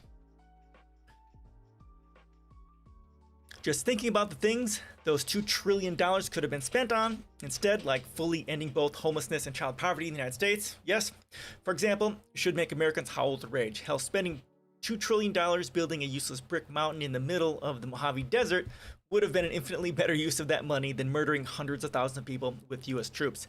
dying by the thousands and wounded by tens of thousands. That last bit alone should have every military family marching in Washington and Arlington today. Exactly. It's a waste. It accomplished nothing. And instead of murdering people globally, we should have solved our own problems. The U.S. isn't on sustainable energy, but we should spend our money. But no, you're exactly right. You're exactly right. And that's exactly the problem. That those trillions of dollars that we're spending, or no, what the United States, the U.S. Military is like just short of $1 trillion, right? Again, you cut. My policies talk about this exact thing, dude. Let's go right here. Environment sustainability.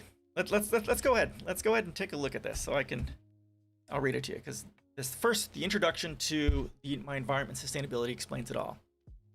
And you've got a valid point, and this is exactly why cutting the military budget is so important. From the money we gain from ending the United States' global terrorism programs, we can direct it into massive infrastructure spending to support a complete shift to sustainable communities, energy, transport, farming, etc., as well as working towards directly and aggressively combating climate change and global pollution. Working quickly to combat climate change and cleaning up global pollution is an imperative, for if we do not, then humanity will soon be destroyed by our willful corruption and ignorance.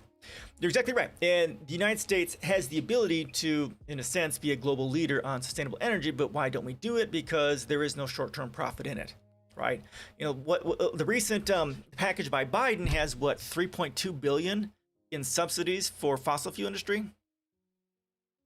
We have the ability to be a global leader in this stuff, but we choose not to. Again, like I talk about in this channel, right? What we need to be doing for sustainable energy is geothermal and wave and tidal for baseload energy.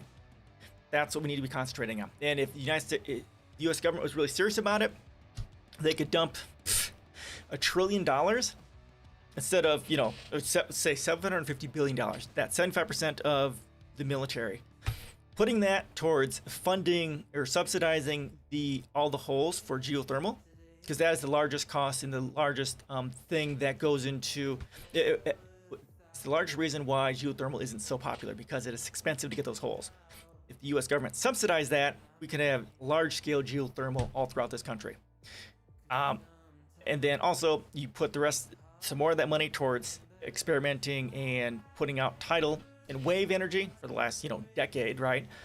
And we could have very sustainable baseload, sustainable energy from tidal, wave, etc., and geothermal. You're exactly right. The United States isn't doing it, and they should be. Again, when you look at my policies, it's about changing our infrastructure to be sustainable, as well as helping other countries, especially the emerging second, third world countries, to emerge as well. And that is super important, because shifting the second, third world countries to first world status is perhaps the most powerful thing we can do to deal with the population, quote, overpopulation non-problem. It also helps to get them to sustainable energy faster. We need to do that ourselves. We need to help other countries get there too. We have the money, we're the most powerful, the richest country in the world, and if we are not doing that, humanity is fucked. Period. What you're promoting by saying the U.S. should not wave its military dick around is you're advocating for policy of U.S. isolation. Yes, and the last 2 times you did that, look what happened. Yeah, no, you're exactly right, and you're exactly right, and that is, I don't like using the word isolationism, but you're right. That's kind of what I am advocating. But again, in replacement for the United States being the global police, is again, we need to have a global military force to help take United States' place. The United States is not, we're not the global police. We're murdering and destroying everyone globally, right, for fun and profit. But something like NATO or the UN as a military force to go out there and actually, quote, police and prevent stuff. The United States, we need to help take care of our people and help the world as well. And we can't be the global police. We just can't do it. We're not doing that. We're murdering people globally for fun and profit, right? But even with the delusion of us being the global police, we just can't keep doing it. We need to take care of our own selves. Take care of our own country. And we need to work with other countries to help them to be self-sufficient, and then also helping second and third world countries to become self-sufficient as well. And there's lots of issues. We just read this massive article here. These two. This article is very similar to what I have for policies. but it's also very different. They're actually a bit more radical than I am because they're, in a sense, talking about techno-primitivism as a way of, at least with agriculture specifically. Give that one a read. And this kind of goes over similar policies to what I have, and this is something that you could do globally again, undoing the harms of, in a sense, global trade and that sort of a thing. It's a great article. It's super long. In my stream today, I've gone over these two articles. This one is also very good. It's the stuff I talk about in my stream about the Neolithic revolution and stuff like that. Good stuff. The U.S. government is the single most tyrannical regime on this planet, without exception. True statement. It has killed millions and displaced tens of millions just since the turn of the century, solely in its wars that are still currently happening. All in the name of power and profit and destroying anyone who disobeys its dictates. Anyone who cares about humanity should place the defanging of this horrific monster at the very forefront of their values. True statement. Again, she's amazing. Follow her on Twitch as well. Twitter. Great. She has. I would love to have her on here so we could talk about this sort of stuff. But I have like one person in my stream, and getting someone like this on here would be I'm a bottom feeder. Would be difficult. I haven't asked. I probably should at some point. But she's great. She's super great. Okay, so.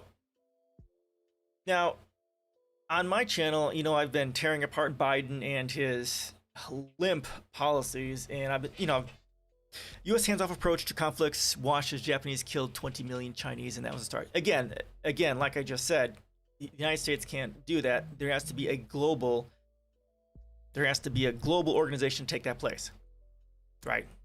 The UN or NATO or something like that.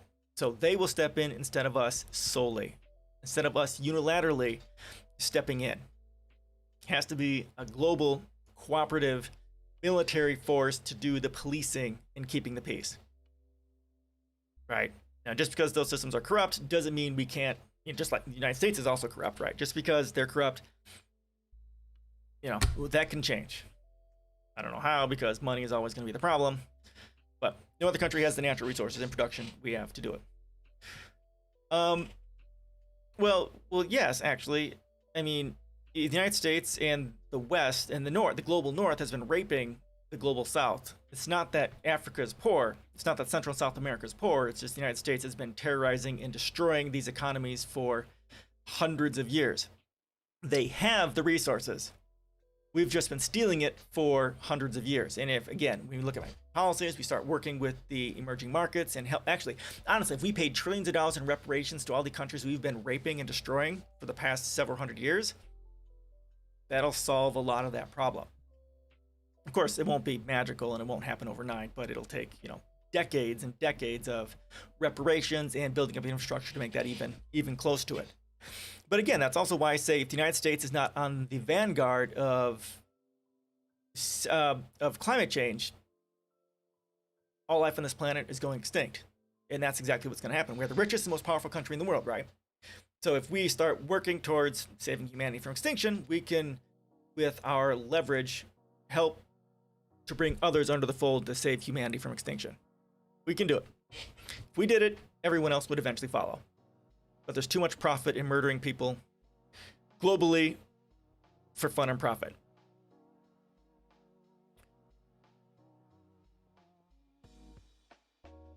Okay, so here, if this is a long post, we're not even going to get close to getting through it. It's an interview with Noam Chomsky. I don't always agree with everything he says, but I've been kind of a fan of his for a very long time. Look at this. This is fucking huge. And again, with that, Brian, Lydius, that, if the global North, Europe and the United States and all other the first world countries got together, put their military together into a national, global military, we could collectively do it. We could collectively do it. All right. So yeah, I've been bitching about Biden and his fucking bullshit policies. So it is not the responsibility of the U.S. to dictate the way the world behaves, but we should dictate climate policy. They work hand in hand. You can't have one together. Yes, you can. So in this, you can't hand out climate policy by murdering people. You can help other countries to value the war on climate change by doing it yourself and putting in policies to help other countries, just help subsidize the shift to sustainable energy, to help subsidize the reduction in pollution and that sort of a thing, right? You can't necessarily murder for climate change. Again, it's not about dictating, right? There's behavioral, you can put in policies that reward combating climate change instead of just, if there were a lot of leverage with the might to enforce it. Well, right, but again, murdering people for change hasn't worked. Has that honestly worked over the last however much the United States has been murdering people? All that has gotten us is corporations and millionaires and billionaires being rich. It hasn't gotten us any actual change that really matters to humanity. A larger part of what can get countries to change is money. An economic reward for shifting to sustainable energy. That's what we're gonna have to use. Plus, if all the other countries in the world are doing something similar, right? Because the United States gets on board with the war on climate change, the other countries will jump on board too, just because we are the most powerful country in the world, we have the most money, and the most political leverage to make things happen. And if we are throwing trillions of dollars around the world in resources, to purchase stuff from other countries, and to help them shift as well to sustainable energy, that will make a huge difference.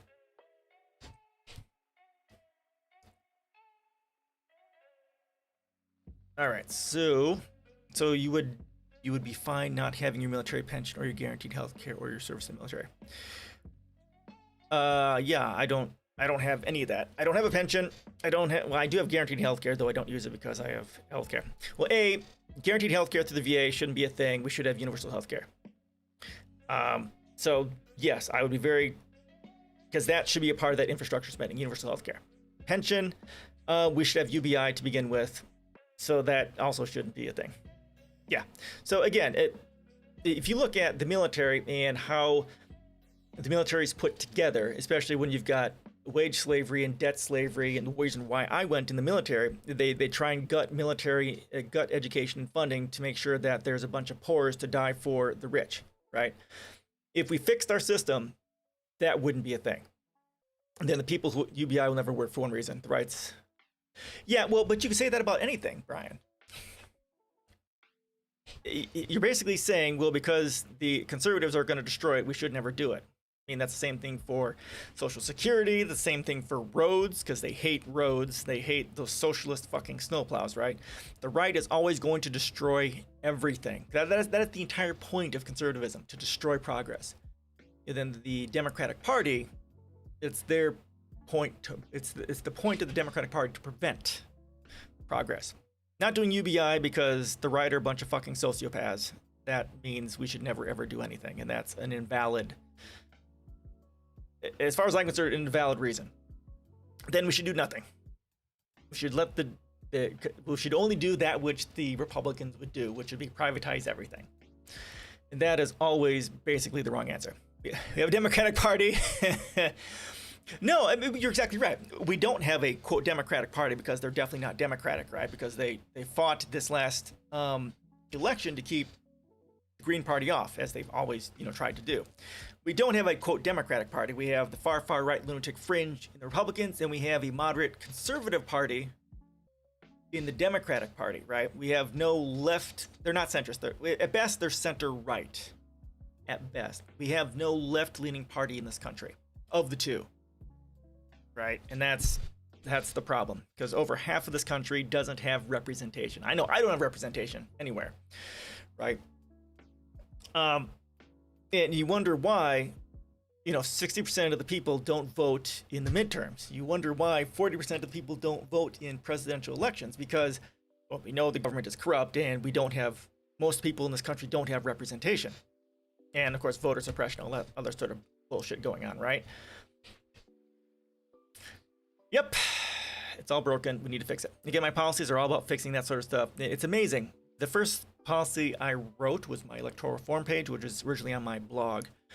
It's amazing how many things have to be fixed in order to have anything resembling a democracy in this country, because we don't. And we have one of the lowest rated countries in the world, in the developed world, for electoral integrity.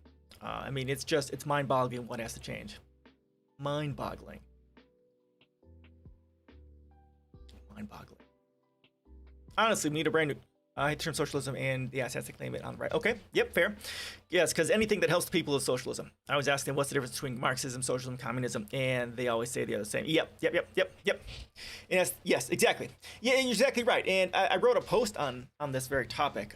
It doesn't go into the sort of depth that you're talking about there, because I don't have that knowledge, although I do want to do that at some point. Like reading Das Kapital and the Communist Manifesto is, oh my god. I started reading the Communist Manifesto and it's so fucking dense. Just pages, just a page or two of it, and it's so fucking dense reading. Yeah, the continuous socialism, I talk about it kind of here. I do give the basic differences between socialism and communism. I think the very threadbare basics, but that's pretty much it. Yeah, and I talk about what you're talking about, right? It's the Red Scare. We have not had a generation in the last 100 years that's been born without the Red Scare. So there's always this bias against communism and socialism, and it's never not been that way in the last century. And that's a large part of the problem. And of course, we have conservative psychology too, working for that as well, because the conservatives, they're fear-based psychology. You should read Marxism after David McClellan. That's it's a tough read, right? I gotta find time. I gotta find time to read some of the stuff, because I want to write an article on communism versus socialism versus a resource-based economy, because whenever I talk about resource-based economy, well, that's just socialism. That's just communism, and it's not. But I can't explain it because I don't know any better. Okay, that's fucking $60. Holy balls. That must be okay. All right.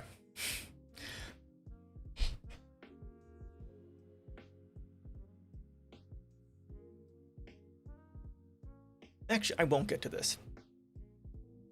Yeah, on stream last year, I started reading the Communist Manifesto. And I got through probably 2 pages of it. I've been making a goal to read a book a week lately, dealing with all sorts of shit on my Kindle. Oh, does it? Yeah. I've got, like 2 years worth of reading on there. I don't have the time to read it. I wish I did. Most of my reading is done here on stream with this sort of stuff, but I don't have time. I want to, because usually on my birthdays, the week of my birthday, I'll take off and I'll just spend that time reading at least one book. And if you want a book to read, I bought 4 copies actually. Where is it? There's nothing existing making not nothingness, so there's no meaning for nothing without nothingness. There's this book here. It's a New Human Rights Movement by Peter Joseph. Spending a lot of time lately with Soviet propaganda machine. Oh, okay, cool. This is the most important book in the last 50 years.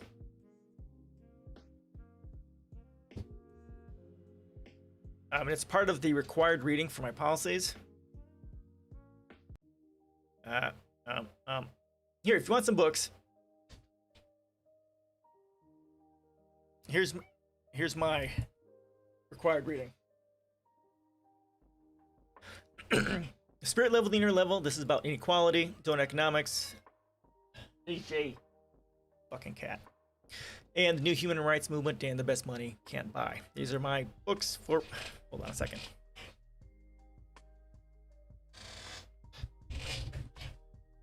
Get up. Get up. Shadows, how you doing?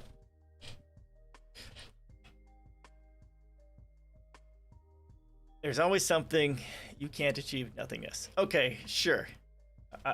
Total and complete entropy. Now we need a cat in your stream. No, I'm not a cat person. Our cat, I definitely do not like cats, but our cat, as far as cats are concerned, he's a good cat.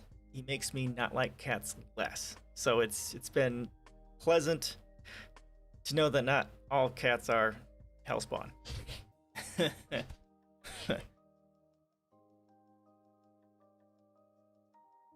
Yeah, I know you do. It's crazy. I already just one cat is enough to help. He wakes me up in the morning, and if I don't get sleep, I get super fucking cranky. And oh my god, I just couldn't. I just couldn't. I need sleep. I need sleep too much.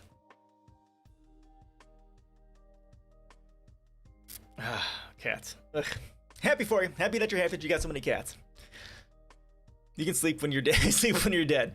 Well, if I can't get sleep, I'll end up dying. So, yeah. Actually, I bought this when I read this book in 2017, and it's amazing. I bought a copy of the book for my dad, although I can't imagine he's actually read it because he's conservative. I bought 4 copies recently, actually this week, and I've got one for myself, so I have a physical copy, and I'm gonna give the other 3 to some friends of mine. Actually, if you want a copy, if you want a copy, Ollie, I'll give it to you. It's the book alone is worth it just for the appendix on sustainable energy. The appendix, you get it on Kindle. Okay, that's what I figured you'd do because that's what I did too when I read it.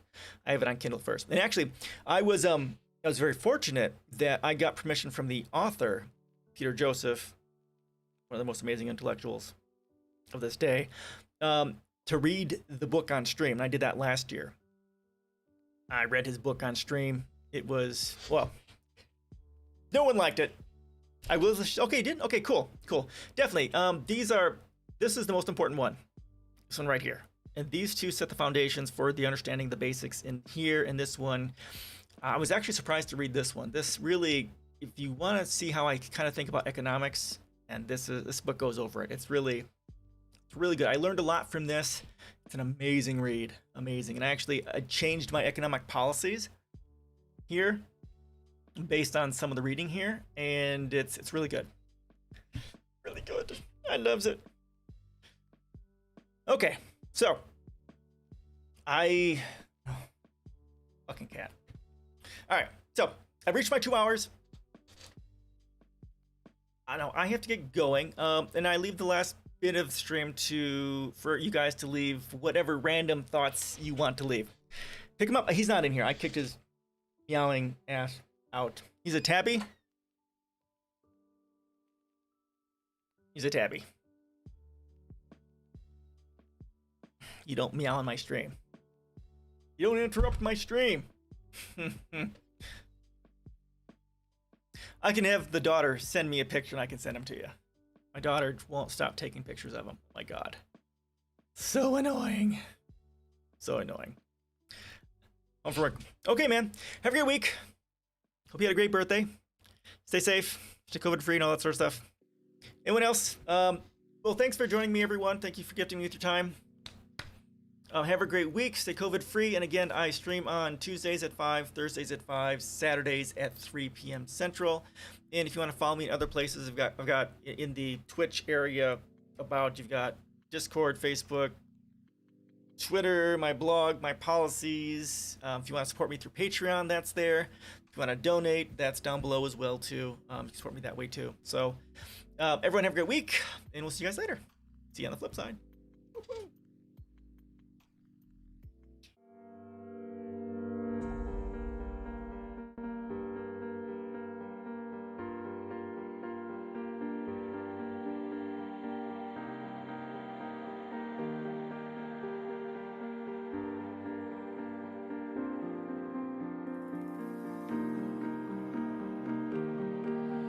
Just me and you, let's make up all the rules. Count to 10 and watch the stars turn blue. Watch the stars.